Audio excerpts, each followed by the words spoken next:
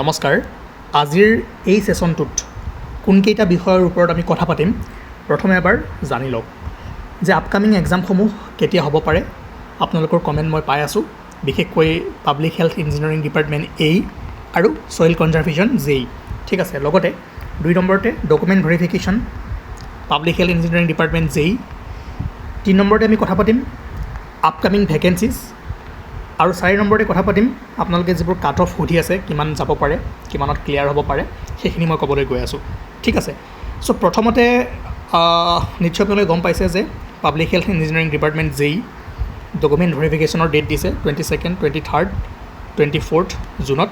ঠিক আছে, চ' কি ডকুমেণ্টছ লাগিব, কি নালাগে, ইয়াতে লিষ্ট দিয়া হৈ আছে আৰু আপোনালোকে পঢ়িব জানে, ভালদৰে পঢ়ক আৰু সেইমতে লৈ যাওক। ঠিক আছে, আগতেও ডকুমেণ্ট ভেৰিফিকেশ্যন কৰিছেই, সেইটো আপোনালোকে নিশ্চয় জানে কেনেকৈ কি কৰিব লাগে, আৰু বেলেগৰ পৰা সুধি থকাতকৈ এবাৰ পঢ়কচোন, পঢ়িলে সকলোবোৰ বস্তু গম পাব। ঠিক আছে, আৰু এতিয়া ইয়াৰ লগত বহুতে কৈ আছে যে কাট অফ কিমান হ'ব পাৰে, কিমানত চিলেকশ্যন হ'ব পাৰে। এটা কথা ময়ো ইয়াতে ক'ব বিচাৰিছোঁ যে ইমান চিলেকশ্যন কৰোৱাই লাভ নাই, মানে OMR বেছত, কাৰণ সকলোবোৰেতো নাপায়। যদি 1:3 মাতিছে, কিমানত মাতিছে মই হিচাপ কৰা নাই, আপোনালোকে জনাই দিব। চ' বাকী ষ্টুডেণ্টখিনি কি হ'ব, তেওঁলোকৰতো এনেই ডকুমেণ্ট ভেৰিফিকেশ্যন কৰিব যাব, দিনটো যাব। ক'ত কি ফেক্টৰ কেনেকুৱা আহে সেইটো ক'বলৈ টান হয়, তথাপিও আই থিংক 1:2 যদি ৰাখে বা 1:1.5 যদি ৰাখে, ঠিক আছে, তথাপিও চলি যায়। কিন্তু বহুতে কৈ আছে যে 1:4, 1:3 এনেকৈ ৰাখিছে, মই হিচাপ কৰি চোৱা নাই। ঠিক আছে, চ' এইটো হ'ব নালাগে মোৰ মতে, অলপমান কমকৈ ৰাখিব লাগে, আদাৰৱাইজ দিনটো সঠিক ডকুমেণ্টছ ইমানবোৰ ঠিক কৰা বহুত প্ৰব্লেম হৈ যায়। এইটোৰ ওপৰত হয়তো APSC ইন ফিউচাৰ যদি কিবা চেঞ্জেছ আনে তেনেহ'লে হয়তো ভাল হ'ব। ঠিক আছে, বাকী আৰু কোনকেইটা টপিক আছিলে যে আপকামিং এক্সাম কেতিয়া হ'ব, কি হ'ব। চাওক, আপোনালোকে বহুতে সুধি আছিলে যে এই জেই ৰিজাল্ট কেতিয়া দিব। মই কৈছিলোঁ 15th জুনৰ পাছত দিব বুলি কৈ আছিলোঁ, কিন্তু অলপ আগতীয়াকৈ দি দিলে, একো কথা নাই। সেইকাৰণে 15 জুনৰ পাছত আপোনালোকে আপকামিং যিবোৰ এক্সাম আছে, PHC হওক, ছইল কনজাৰ্ভেশ্যন, ইয়াৰ নটিফিকেশ্যনবোৰ পাই যাব। ঠিক আছে, গতিকে 15 জুনৰ পাছত যদি নটিফিকেশ্যন পায় তেনেহ'লে 25 দিন, 1 মাহ তাৰ পাছত বা 20 দিন পাছত এক্সাম হ'ব। চ' প্ৰিলিমছটো যাব দিয়ক, 5 তাৰিখে আছে, 5 জুলাই। প্ৰিলিমছৰ পাছতে আপোনালোকে বাকী এক্সামসমূহ পাব, আৰু পঢ়ি থাকক ভালদৰে, টেকনিকেল হওক, জেনেৰেল ষ্টাডিজ হওক, যিকোনো এটা আপোনালোকে পঢ়িলে নহ'ব, 2টা ছাবজেক্ট ভালদৰে পঢ়িব লাগিব। তথাপিও যদি টেকনিকেলটোত আপোনালোকৰ মানে বেছি ষ্ট্ৰং হয় টেকনিকেলত, তেনেহ'লে এনেকুৱাকৈ পঢ়ক যাতে 100ৰ ভিতৰত আপুনি 80+, 85 এনেকুৱা ৰাখিব পাৰে। তেতিয়া GSত আপোনালোকে 40-50 ৰাখিলেও মানে ফাইনেল চিলেকশ্যন হোৱাৰ চান্সেছ থাকি যায়। ঠিক আছে, এতিয়া এনেকুৱা নাভাবিব যে মই আপোনালোকক এডভাইচ দি আছোঁ, মইতো আৰামত বহি আছোঁ, পঢ়ি আছোঁ, ইনকাম কৰি আছোঁ, তে মোৰ কি চিন্তা হ'ব পাৰে, তেনেকুৱা নহয়। যদিও মই পঢ়ুৱাই আছোঁ, মই আপোনালোকক কণ্টেণ্ট দি আছোঁ, ময়ো এক্সপেৰিয়েঞ্চে হয়। ঠিক আছে, হাফ গাৰ্লফ্ৰেণ্ড এখন মুভি আছিলে ন, তেনেকুৱা মই হাফ এক্সপেৰিয়েঞ্চ। ঠিক আছে, তথাপিও মই পঢ়ি আছোঁ, মই আপোনালোকৰ কষ্ট কিমান হয়, কোৱাটো সহজ কিন্তু কৰাটো বহুত টান। এতিয়া বহুতে মোক কমেণ্ট কৰি লিখিব যে আপুনি কৈছে টেকনিকেলত 80+ আনাটো কিমান টান, আপুনি কেনেকৈ জানিব। মই জানো, ময়ো পঢ়ি আছোঁ ন, যদিও কমপ্লিটলি ভালদৰে পঢ়িব টাইম পোৱা নাই, বাট ছাবজেক্টবোৰৰ লগত ৰিলেটেড মই এক্সাম ময়ো দি আছোঁ।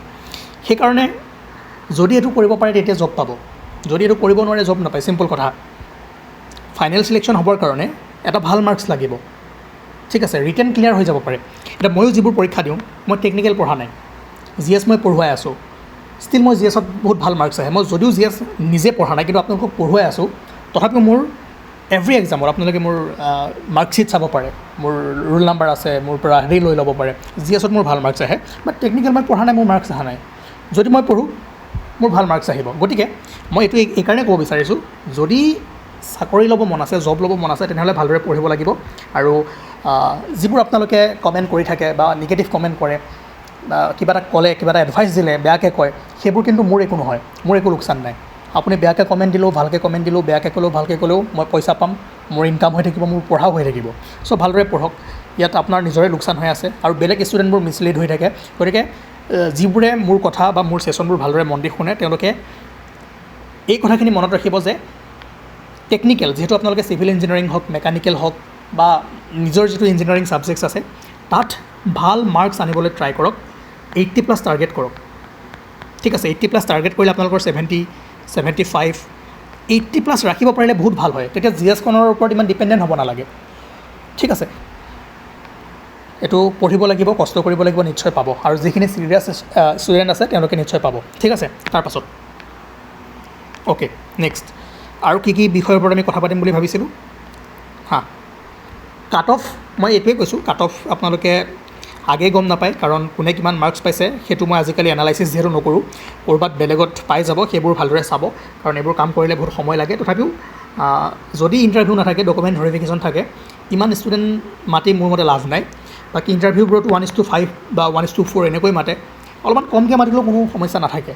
ঠিক আছে, চ' এইটো APSC-য়ে এইটো ৰুল আছে, ৰুল মতে মাতে, সেইটো আমি একো ক'ব নোৱাৰোঁ, কিন্তু ৰিকুৱেষ্ট কৰিব পাৰোঁ যে যদি ডকুমেণ্ট ভেৰিফিকেশ্যন আছে তেনেহ'লে 1:2 মান কৰিলে বেছি সুবিধা হয়, বা 1:1.5 মান কৰক।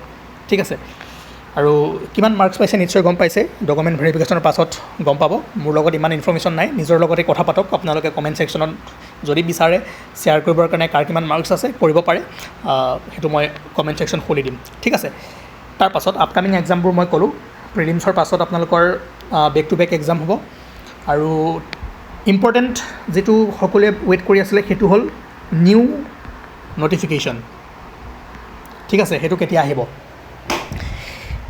এইবোৰ অলপমান সময় কিয় লাগিব, কাৰণ জানে অকণমান ইকনমিক শ্ল' ডাউন চলি আছে আমাৰ, হয়নে? আৰু এতিয়া 2 লাখ জব উলিয়াই দিম বুলি কৈছে, টাস্ক ফ'ৰ্চ গঠন কৰিব, 17 জুনত ইয়াৰ ৰিপৰ্ট দিব। এনেকুৱা নহয় যে একেদিনাখনেই একেলগে 2 লাখ জবৰ আপোনালোকৰ এডভাৰটাইজমেণ্ট পাই যাব। মানে অহা 5 বছৰত লাহে লাহে আপোনালোকে ইয়াৰ ডিপাৰ্টমেণ্ট ৱাইজ পাব, ধৰক ADRE 3.0 হ'ব, হেল্থ ডিপাৰ্টমেণ্টত হ'ব, AJৰো হ'ব, গতিকে এই সকলোবোৰ মিলাই যিমানবোৰ ডিপাৰ্টমেণ্ট আছে সেই ডিপাৰ্টমেণ্ট ৱাইজ আপোনালোকে পষ্টবোৰ পাব। এনেকুৱা নাভাবিব যে এদিনতে 2 লাখ ওলাব, এদিনতে পৰীক্ষা হ'ব, সময় লাগিব। ঠিক আছে, প্ৰিপেয়াৰ কৰি থাকক। হয়তো আপোনালোকৰ বাজেটৰ পাছত, যে বাজেট আহি আছে, চ' বাজেট অহাৰ পাছতে নটিফিকেশ্যন পাব পাৰে, তাৰ আগত চান্সেছ কম আছে। চ' অকণমান আপোনালোকে জুন জুলাই মাহলৈ অপেক্ষা কৰক।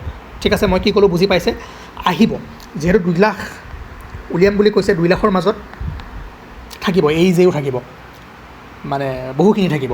ঠিক আছে, আৰু মই যিমানখিনি জানো PWD চাব পাৰে, মেকানিকেল, চিভিল, ইলেক্ট্ৰিকেল এইকেইটা ব্ৰাঞ্চৰ চাব পাৰে। গতিকে পঢ়ি থাকক, কেতিয়া ওলাই যায় আপোনালোকে নিজেও ধৰিব নোৱাৰে। আৰু এইটো নাভাবিব যে আপোনাৰ নটিফিকেশ্যন অহাৰ এবছৰ পাছত এক্সাম হ'ব, ক'ব নোৱাৰে, কোনোবাটো আগেই হয়, কোনোবাটো পাছত হয়, সেইটো ডিপেণ্ড কৰে যে ক'ত ইমাৰ্জেঞ্চি মানে মানুহ লগা হৈ আছে, বা APSC কেনেকৈ শ্বেডিউল কৰে, সেইটো ডিপেণ্ড কৰিব। গতিকে আপোনালোকৰ কাম পঢ়া কাম। ঠিক আছে, মই জনাই থ'লোঁ যে ইয়াত আহিব পাৰে। বাকী JEE যদি চাই, JEEৰ বহুত ডাঙৰ ভেকেঞ্চি এতিয়া অহাৰ চান্সেছ কম আছে, কাৰণ 2025ত বহুতখিনি ওলাই গ'ল। ঠিক আছে, চ' তথাপিও আহিব, কিন্তু যিহেতু 2 লাখ দিম বুলি কৈছে, 2 লাখৰ ভিতৰত যথেষ্টখিনি ওলাব। চ' 5 বছৰৰ ভিতৰত আপোনালোকে পাব। এইটো নহয় যে এইবছৰ আহিব, অহা বছৰ আহিব পাৰে, তাৰ পাছৰ বছৰো আহিব পাৰে। গতিকে 5 বছৰত লাহে লাহে 2 লাখ কমপ্লিট কৰাৰ মানে এটা টাৰ্গেট ল'ব।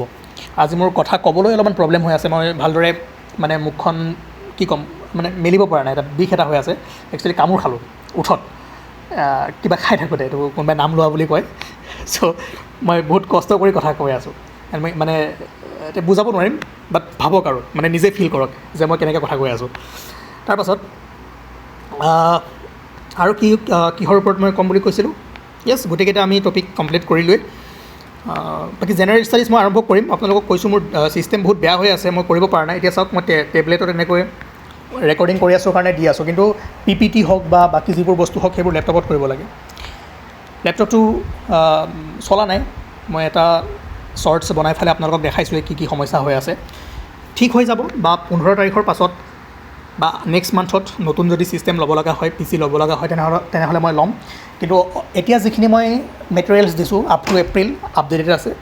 আৰু ষ্টেটিক পৰ্চনখিনিতো ঠিকেই, ষ্টেটিক পৰ্চনখিনিত আৰু বেলেগ পঢ়িব দৰকাৰ নাই, সেইখিনিতো বুষ্টাৰখিনি বেছিকখিনি পঢ়ক, ভাল হ'ব। আৰু যদি আপোনালোকে বহুতে মোক ফোন কৰি আছে, কণ্টেক্ট কৰি আছে, লগ পাব বিচাৰি আছে, মই ডিব্ৰুগড়তো গৈ আছোঁ, ডিব্ৰুগড়, তিনিচুকীয়া। যিসকলে মোক কল কৰিছে, এটা আপোনালোকে ভাল প্লেচ এটা যোগাৰ কৰিব, তাতে যাতে আমি কথা পাতিব পাৰোঁ, লগ পাব পাৰোঁ, আৰু মোক হোৱাটছআপত কণ্টেক্ট কৰি থৈ দিব, তেতিয়া আৰু ভাল হ'ব। ঠিক আছে, চ' আৰু কিহৰ ওপৰত আমি ডিছকাশ্যন কৰিম বুলি কৈছিলোঁ, নে গোটেইখিনি হৈ গ'ল? আৰু যদি কিবা আপোনালোকৰ জানিবলগীয়া থাকে, মই এতিয়া পাহৰি গ'লোঁ, আপোনালোকে মোক কমেণ্ট কৰি দিব আৰু নেক্সট ছেশ্যনত তাৰ ওপৰত কথা পাতিবলৈ চেষ্টা কৰিম। ঠিক আছে, ষ্ট্ৰেটেজি কেনেকৈ পঢ়িব লাগে সেইবোৰ বাৰু আমি ভালদৰে লাইভ ছেশ্যন আহিম, ভালদৰে সুধিব, তেতিয়া কথাবোৰ আপোনালোকে গম পাই যাব। ঠিক আছে, থেংক ইউ, আমি আকৌ লগ পাম।